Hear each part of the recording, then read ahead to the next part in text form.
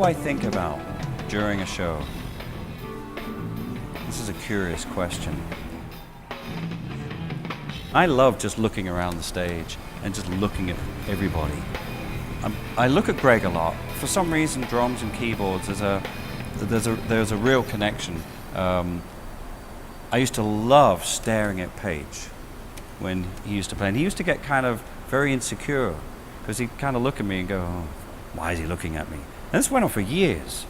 And of course, if anybody does make a little mistake, I'm always on them because I don't know, it's just a kind of thing. I'm always looking at Luke, always looking at Bobby, Lee or Mike, always, take a little look. But funnily enough, the bass player, the person really rhythmically I'm closest to, I probably look at the least. Because to me, as long as that's happening, I don't really need to think about it. But yeah, I'm always looking over. Sometimes I try to take in as much of the show as possible. I look up at the screens and seeing what's going on there.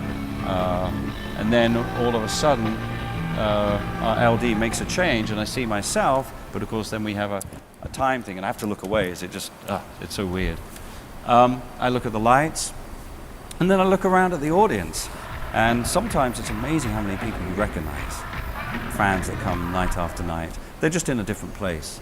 But it's really cool, just kind of, I'm one of those players that I don't put my head down and play like I see a lot of musicians, a lot of drummers actually. I like to kind of look around and see what's happening. I just don't want to miss anything that might be something remarkable that would happen on stage or out front, or there's a lot of little things that maybe the audience don't ever get to see, and Luke turns around to me and is just cracking up because something went down, But sometimes I find it just stuns me where my thought process goes, where the brain goes. And I have to pull myself back occasionally because we're halfway through a song and I'm thinking, hang on, have we done the second chorus yet? That kind of stuff. So I kind of have to just rein my brain back and concentrate. And that's even worse because then I know I'll never concentrate then.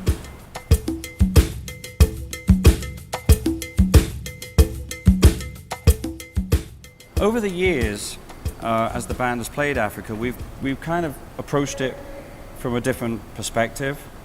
And now what we do, we actually use a loop, so it's in a way more like the original, like the record, because it's the original record loop. But what I play is something a little bit different.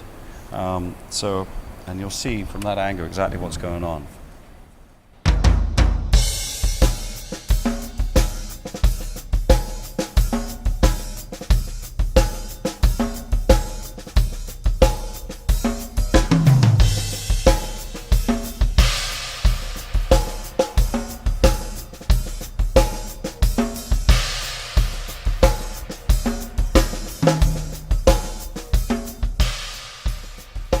The secret with playing this groove is you have to play it quietly. You don't want to play it too loud because the drums have to sit with the loop. The loop actually occupies almost the front end of the drum kit. I'm almost playing a supportive role to this. So you have to be very sensitive with this groove, and that way it just feels better and it kind of locks in with the loop and makes it more fun for everybody.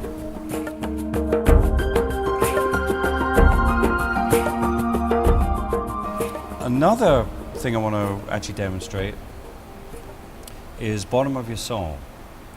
And what's kind of cute about it is it's quite polyrhythmic, and it incorporates the octabounds, the little snare, and the hi-hat.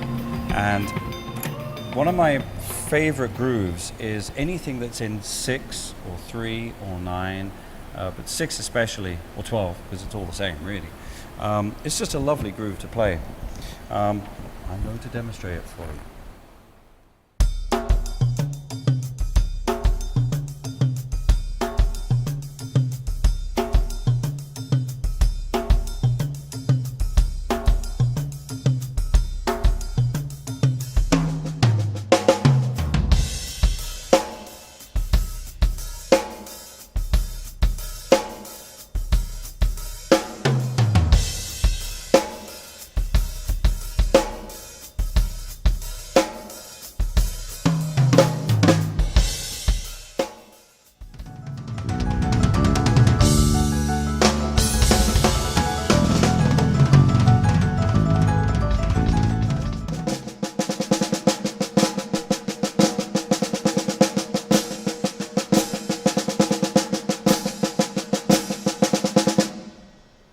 most of the times I don't even think about it. I just kind of get to that spot where Greg's horn part finishes, and I think, well, I guess it's time to play a solo now, you know?